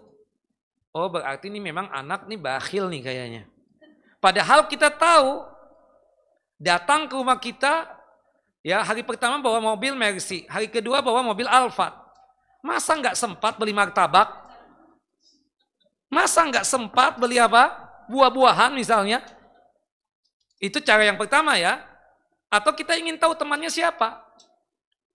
Ya, oh kamu kenal anakku di mana? Oh di sini. Kita dikenalkan sama si ini, si Fulan ini. Si Fulan ini keluarga tante kan? Iya. Nah, kita tanya. Halo? Ini si ini datang. Oh ya, udah ya. Gimana? Makanya itu yang aku tanyakan, gimana dia? Ya orangnya sih baik-baik saja. Kamu kenal di mana? Ya karena dia bos Ana. Oh, gimana sikapnya? Ya sama pegawai sih baik-baik aja ya. Coba tanyakan lagi kepada orang-orang dekatnya. Nah, kalau baik ya kita terima. Nah ternyata kita selidiki lagi misalnya. Sama orang yang dekat banget dengan dia. Ternyata apa? Dia punya sifat itu tadi. Ya, irit banget. Kan bakhil itu ada dua. Yang penting fulusnya enggak diminta, itu yang pertama. Tapi dia menikmati hidupnya. Dia beli mobil, dia beli pakaian, dia beli rumah dan seterusnya. Tapi kalau untuk diminta, jangan harap dia mau kasih. Itu bakhil yang pertama. Ya. Bakhil yang kedua yang na'udzubillah lagi. Untuk dirinya aja bakhil. Apalagi untuk orang lain. Pakaian itu aja. Seumur hidup sepatunya itu saja. Dari awal menikah sampai setua ini, itu aja. Nggak ganti-ganti. Seperti itu ya. Nah ini apalagi untuk orang lain. Istrinya aja susah. Berantem dulu baru keluar tuh dana. Ya kan Bu? Bu? Tidur? Enggak, ya jawab dong. Kan seperti itu. Nah ada yang begitu ya. Nah maka jangan, kita kan nggak kenal kata ibu tadi. Nah ini kan tidak kenal, inilah kita harus cari tahu. Calon mantu kita ini siapa? Jangan langsung diterima. Tanya sana, tanya sini dan seterusnya. Kamu orang tuanya siapa? Siapa kenalan kamu? Sehingga kamu bisa berani datang ke rumah kami ini. Kan begitu dong. Jelas ibu-ibu? Jangan beli kucing dalam karung ya. Main subhanallah, apalagi pakai cap cip cup itu. Cap cip cup yang mana yang keluar nih? Oh yang ini. Enggak begitu. Betul-betul diperiksa. Telepon Ustadz, Ustadz, ini ada fulan, ngakunya si murid antum. Siapa? Sini. Jangan Kak. Kenapa? Kelihatannya sih baik ya, Masya Allah, handsome lagi, tinggi semampai. Putri Ana sih Ustadz sudah paling in love nih, gimana ya? Terserah ya Kak, ini anak nggak ada kerjaan.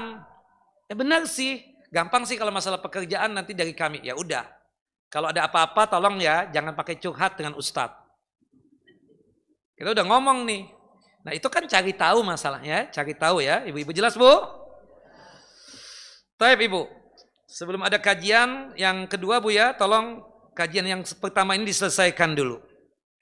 Jelas Ibu-ibu? Paham nggak? Kajian yang kedua. Ya, jangan ada kajian kedua dulu. Belum selesai kajian yang pertama. Bagaimana mensikapi saat ini kondisi ekonomi keluarga agak sulit? Waduh, ini sih sudah on the record ini ya. Tapi kami paksakan untuk bersedekah walaupun berkurang dari biasanya. Apakah ini termasuk kurang iman? Ya tentu tidak. Kita katakan tidak. Alhamdulillah masih bersedekah. Dia paksakan untuk berinfak, bersedekah. Ya, dan bersedekah paling baik kan ketika kondisinya apa? Berat dan sulit. Bapak tajir, kita biasa-biasa saja. Bapak bersedekahnya 1 juta. Masya Allah, saya juga bersedekah 1 juta. Yang lebih besar yang mana? Yang berat tadi susah, 1 juta ini kita perlu. Kalau antum miliaran duitnya, 1 juta juga bersedekahnya. Itu kayak antum beli tusuk gigi antum doang. Jelas ya? Gampang. Pahalanya biasa. Seharusnya kan yang miliaran juga bersedekahnya. Atau ratusan juta. Ketika kita sama-sama aja bersedekah, kita dalam kondisi susah loh, berat. Tapi kita paksakan 1 juta juga. Tentu itu lebih besar pahalanya ketimbang yang dia bersedekah itu biasa saja. Kayak kita nih. Semua kita ini kan 2.000 perak, 1.000 perak, gampang nggak? Gampang, kita bersedekah juga. Udah 1,5 Karena kita betul-betul ikhlas tuh kalau 2.000, 3.000, bahkan 5.000 lah anggap. Tapi kalau sudah masuk 50, 100, 1.000, 1 juta apalagi, mulai berat tuh. Nah itu ketika merasa berat begitu, antum bersedekah, tetap memaksakan, insya Allah lebih besar pahalanya. Seperti itu. Wallahu a'lam bishawab. Jelas ibu-ibu? Ustadz, kalau amal ibadah dahulu yang kita kerjakan, karena belum mengetahui ilmunya, karena kejahilan kita, terus kita sekarang baru mengetahui ilmunya ikhlas dan kita bertaubat, apakah amalan kita dahulu diterima? Misalnya ria ya Bu. Penyakit ria, kalau orang sudah bertaubat, taubatan nasuha, apakah kalau orang tersebut sudah bertaubat, amal ibadah yang dia kerjakan dahulu yang ria tadi, bisa Allah Jalla wa'ala jadikan sebagai amal saleh yang bersama dengankan pahala, atau nothing, atau sama sekali tidak. Sepakat ulama kalau untuk taubatnya dari penyakit riya dan sum'ah diterima. Sepakat. Misalnya dulu Ustadz, saya waktu awal pembukaan Majlis Taklim Babur Rahmah, saya nyumbang makanan itu ya 100 bok atau 200 bok. Ria Ustadz, ria.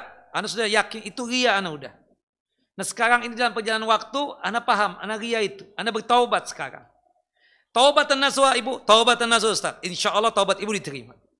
Nah, tapi yang menjadi perdebatan Ustaz, yang 200 nasi bok tadi itu, ria itu, bisa nggak dijadikan oleh Allah Jalla wa'ala sebagai amal soleh Anda yang bersama dengankan pahala jika Anda sudah bertaubat? Ada dua pendapat. Al-Imam Nukaim mengatakan, ya taubatnya diterima, tapi amalannya berhubung dia membangunnya bukan atas dasar keikhlasan, tapi atas dasar ria, nggak dianggap apa-apa. Nothing. Jelas Bu? Itu pendapat yang pertama. Tapi pastinya ibu ingin pendapat yang kedua kan? Yang mengatakan bahwasannya pendapat yang kedua mengatakan diantaranya Syekh Islam Taimiyah, gurunya Al-Imam Nukaim rahimahullah rahmatan wasi'ah, mengatakan jika seseorang sudah bertaubat, taubatan nasuha dari penyakit ria dan sum'ah, maka insya Allah amal ibadah dia yang ria tersebut Allah Jalla wa'ala jadikan sebagai amal solehnya yang bersama dengankan pahala. Kemudian beliau membawakan tentang cerita Hakim bin Hizam. Hakim bin Hizam ini kafir. Dia sangat baik ketika menjadi kafir ya. Ketika dia kafir itu sangat baik sekali. Suka menyambut tamu, ya, menjamu tamu, mengasihkan makan kepada golongan fakir miskin, suka bersedekah, suka membantu orang-orang yang berhaji, tutur katanya baik, sangat berbakti sama orang tua. Ketika kafir kan, perbuatan-perbuatan baik dia itu tidak bersama dengankan pahala. Orang kafir berbuat baik, bagaimanapun dia berbuat baik, tidak bersama dengankan apa? Hasanat dan pahala. Sebagaimana yang Allah Jalla wa'ala firmankan di dalam surah Al-Furqan, surah yang ke-25 ayat 23. Naam, wa qadimna ila ma 'amilu min 'amalin faja'alnahu haba'an mansura.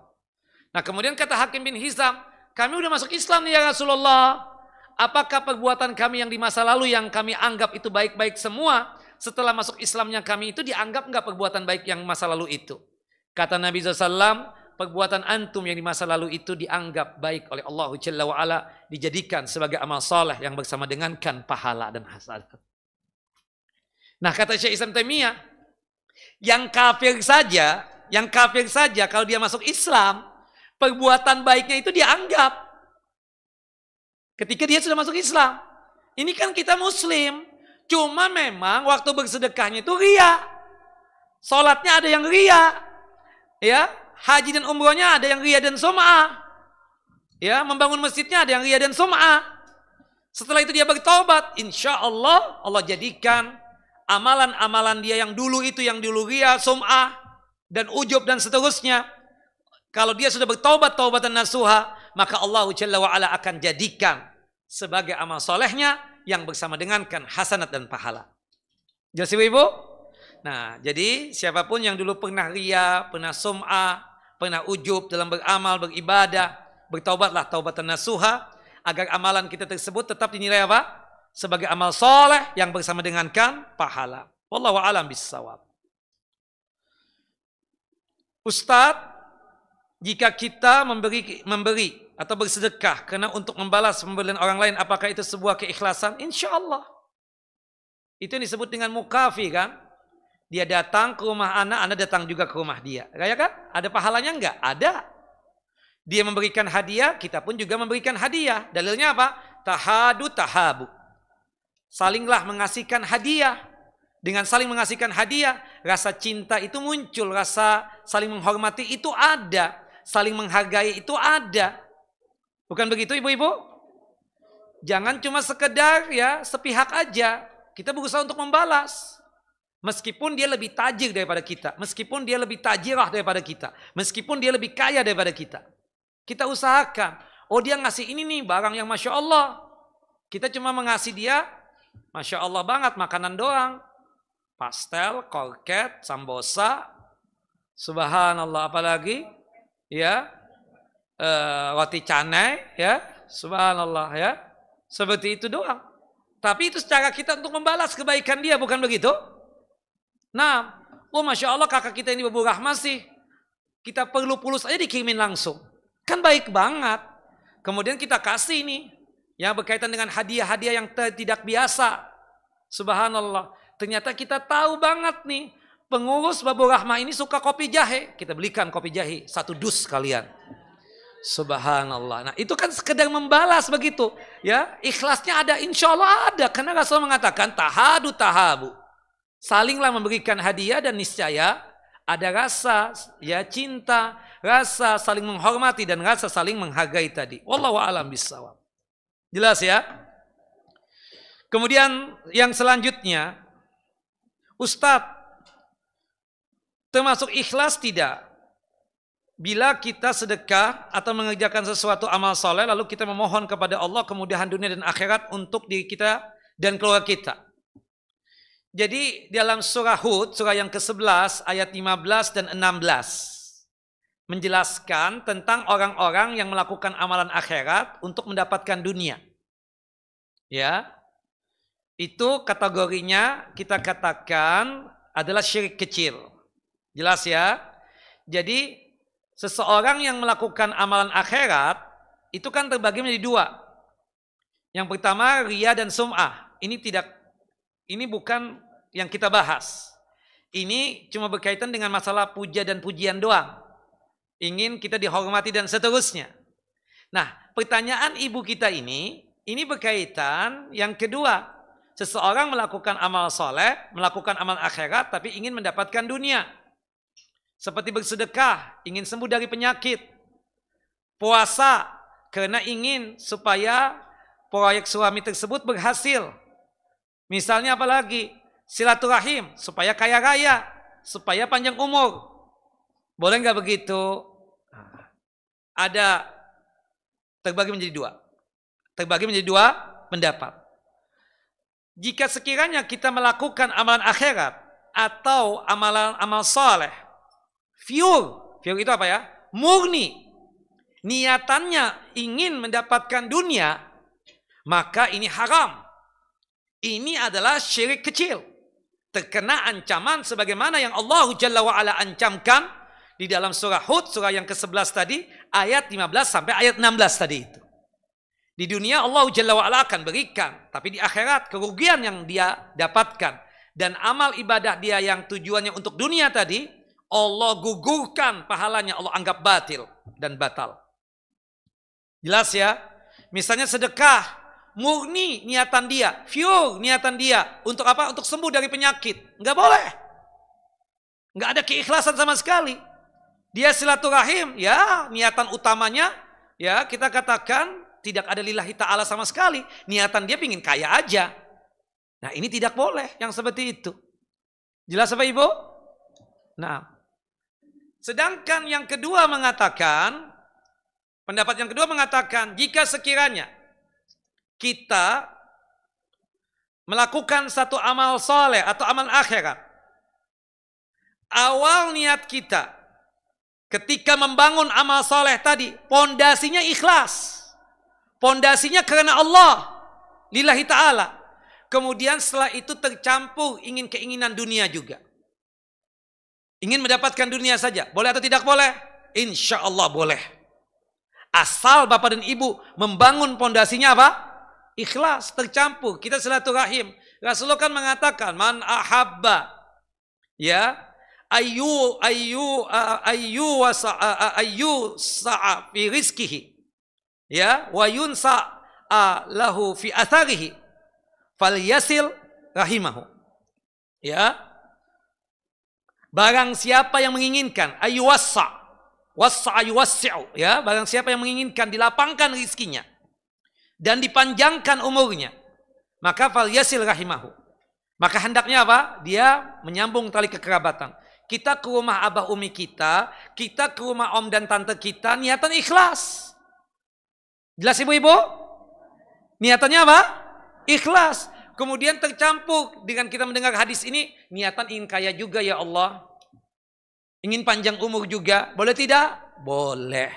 Tidak mengapa. Tapi pondasi utamanya apa Bu? Ikhlas. Seperti itu. Wallahu a'lam bissawab, ya. Tidak mengapa yang demikian. Tapi pastikan pondasi utamanya apa? ikhlas. Taib, tinggal 6 menit lagi. Ada pertanyaan? Ustadz bertanya tentang masalah seputar Ramadan, terutama berkaitan tentang masalah fidyah. Kita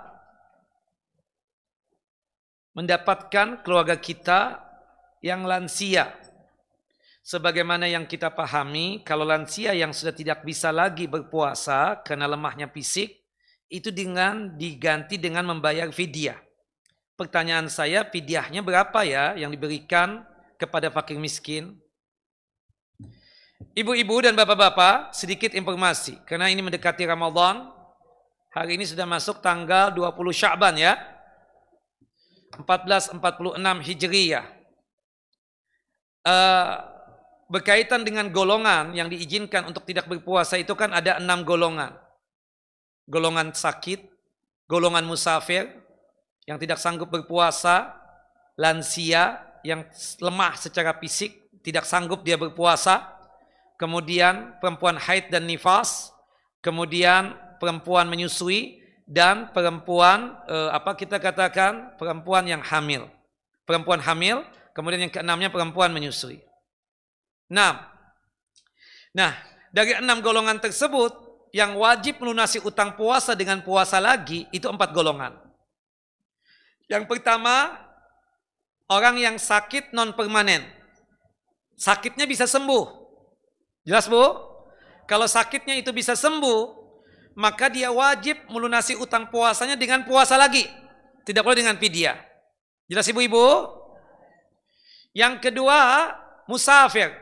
Sekembalinya ke kota dia atau ke tempat tinggalnya dia atau ke negerinya, dia wajib melunasi utang puasa dengan puasa lagi.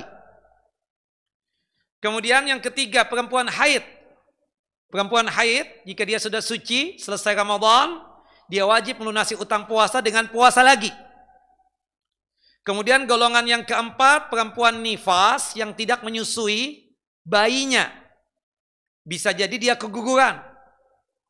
Ya, kalau keguguran kan pasti nggak ada bayi. Tapi darah yang keluar darah apa? Keguguran itu darah nifas. Berarti dia wajib melunasi utang puasanya dengan apa? Puasa lagi. Atau perempuan nifas, dia punya bayi, tetapi dia tersebut tidak mau untuk menyusui, ya, bayinya tadi, karena takut gendut dan gembrot. Dia ganti ASI tadi dengan susu binatang atau susu hewan. Berarti dia wajib melunasi utang puasanya dengan apa? Dengan ya berpuasa lagi. Ya, seperti itu. Nah, kemudian adapun golongan yang dibolehkan untuk melunasi utang puasanya dengan fidyah, itu pun 4 golongan. Yang pertama, orang yang sakit permanen, sakitnya menahun, kapan sembuh wallahu a'lam, hanya Allah yang mengetahuinya. Seperti stroke, itu susah sudah untuk puasa, dia masih hidup, maka diganti utang puasanya dengan apa? Dengan fidyah, seperti itu. Kemudian yang kedua, lansia yang sudah tidak sanggup lagi berpuasa, maka digantilah utang puasanya tersebut dengan membayar fidyah, sebagaimana yang Allah firmankan dalam surah Al-Baqarah, surah yang kedua ayat 184, wa 'alal ladzina yutiqunahu fidyatun ta'amu miskin. Kemudian golongan yang ketiga, perempuan hamil, diganti dengan melunasi utang puasa dengan fidyah, boleh, dan itu pendapat yang rajih. Dengan adanya 3 pendapat tentunya. Tapi pendapat yang rajih cukup dengan fidyah tok, only fidyah, perempuan hamil. Yang keempat, perempuan yang menyusui, juga only fidyah saja. Jelas ya? Nah, memang ada 3 pendapat sih ya tentang perempuan hamil dan menyusui. Ketika perempuan hamil dan menyusui tersebut tidak bisa berpuasa. Karena membahayakan buat dirinya dan buat si janin kalau berpuasa. Bagaimana cara pelunasannya? Ada 3 pendapat. Ada yang mengatakan wajib fidyah dan puasa. Pendapat yang kedua, pendapat mayoritas ulama, wajibnya cuma puasa tok. Pendapat yang ketiga, fidyah only, fidyah saja. Dari 3 pendapat tadi yang wajib yang mana? Saya pilih yang ketiga, fidyah tok. Kenapa? Ibu, bapak, kalau perempuan hamil Setelah hamil itu ngapain dia ibu-ibu? Menyusui. Menyusui paling lama berapa? 2 tahun. Kapan puasanya? Padahal melunasi utang puasa berapa bulan ibu-ibu? 11 bulan. Dari tanggal 2 Syawal sampai akhir Sya'ban. Bukan begitu? Kapan puasanya? Oh nanti. Kalau dia tersebut tidak hamil lagi. Tidak menyusui lagi. Bayangkan ustadz atau ustazah. Itu perempuan setiap tahun produksi. Hamil. Kapan dia puasanya? Oh nanti kalau sudah menopause. Ustadz, ustazah, yakin tuh perempuan sampai selejen itu nanti. Nah berarti cukup dengan apa? Fidyah. Kalau kita sudah bayar fidyah berarti sudah lunas utang puasa kita. Jelas ibu-ibu?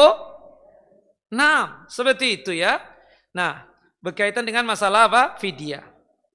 Kemudian perempuan hamil dan menyusui. Ibu, saya sebagai seorang laki-laki, ya, saya mau tanya. Perempuan hamil, perempuan menyusui lapar nggak bu? Menurut informasi istri saya lapar banget, pinginnya makan terus, bukan begitu? Subhanallah, lapar, dan kalau lapar itu pasti lemas nggak? Lemas, dan itu bisa membahayakan buat ibu hamil dan ibu menyusui, termasuk buat si janin, bukan begitu? Maka diizinkanlah oleh Nabi untuk tidak berpuasa perempuan hamil dan menyusui. Sebagaimana disebutkan di dalam hadis Anas bin Malik radhiyallahu an, innallaha wada'a 'alal musafir syatrus shalah wa 'anil hamil wal murdi as-siyam. Bahwasanya Allah mengizinkan orang yang musafir untuk mengqashar salat yang 4 jadi 2 rakaat. Kemudian mengizinkan perempuan hamil dan menyusui untuk tidak berpuasa. Diganti dengan apa? Fidyah. Nah, ini pendapat yang tepat. Only fidyah, ibu-ibu. Ya, minta tolong jangan ditanyakan lagi. Sudah paham banget ini ya. Seperti itu. Nah, bagaimana cara pembayaran fidyah? Gampang. Misalnya kita punya abah atau punya umi nggak berpuasa. Kita ingin melunasi utang puasanya dengan cara bayar fidyah. Karena beliau berdua sudah lansia. Nah, misalnya abah kita ya, sudah lansia tidak berpuasa lagi. Kita ingin bayar tiap hari, boleh nggak selama Ramadan? Boleh. Nah kebetulan hari pertama bikin apa tadi bu? Nasi apa? Nasi kapsah ya. Ada kolaknya juga. Ada kurma juga. Ya, dan ada pendukung-pendukungnya. Kita bungkus rapi, kita kirim ke tetangga kita yang fakir miskin. Niatan kita untuk bayar fidyah buat abah kita yang lansia tadi itu, yang sudah tidak sanggup lagi berpuasa. Nah itu ya, itu teknis yang pertama pembayaran fidyah. 1 hari abah kita. Hari kedua bikin apa bu? Nasi uduk. Ada pendukung-pendukungnya juga kan? Subhanallah, ada ya, kita ke rumah pasti ada buah-buahan juga ada. Yang lainnya ya, termasuk juga apa kita katakan Astaghfirullahaladzim. Yang biasa ibu kasih apa? Asinan ya, seperti itu. Nah, asinan. Nah, ya, ada juga. Kita bungkus rapi lagi. Kemudian kita kirim ke tetangga yang sama tadi, yang fakir miskin. 2 hari sudah abah kita bayar utang puasa dengan fidyah. Nah, sampai hari yang ke-30 misalnya. Itu teknis yang pertama ibu-ibu. Teknis yang kedua, repot Ustaz, begitu Ustaz. Teknis yang kedua bagaimana? Setelah Ramadan misalnya, ya, kita mengundang 30 orang fakir miskin makan di rumah kita. Apa yang kita makan, itulah yang mereka makan juga. Niatan kita untuk melunasi utang puasa abah kita yang lansia tadi, yang sudah tidak sanggup lagi berpuasa. Boleh nggak begitu? Boleh banget. Itu teknis yang kedua. Yang ketiga, kita beli nasi kotak. Ya, sesuai dengan kebiasaan kita makan di mana ibu-ibu biasanya? Warung biasa apa restoran? Restoran ya. Nah, biasa seperti itu. Beli 30 porsi. Di dalamnya misalnya ada rendang, ada ayam goreng, ada telur bulat, ada sambalnya juga. Ya, ada sayurnya, sayur singkong itu. Ya, ada timunnya juga. Kita beli 30 porsi. Kemudian kita bagi-bagikan kepada 30 orang fakir miskin. Nah, itu teknis yang ketiga. Jelas ibu-ibu? Teknis yang keempat, pakai beras. Seharinya 2 liter beras. Itu pun sudah lebih banget. 2 liter kali 30 berapa? 60 liter beras. Nah, itu boleh kita bagikan 30 keluarga yang miskin atau fakir, atau 15 keluarga, atau 10 keluarga, atau 5 keluarga, atau 1 keluarga juga boleh nggak? Boleh. Yang penting seharinya berapa? 2 liter beras. Nah, itu teknis pembayaran fidyah. Jelas Bapak-bapak? Ibu-ibu sangat jelas ya? Jelas tidak? Alhamdulillah. Cukup ya?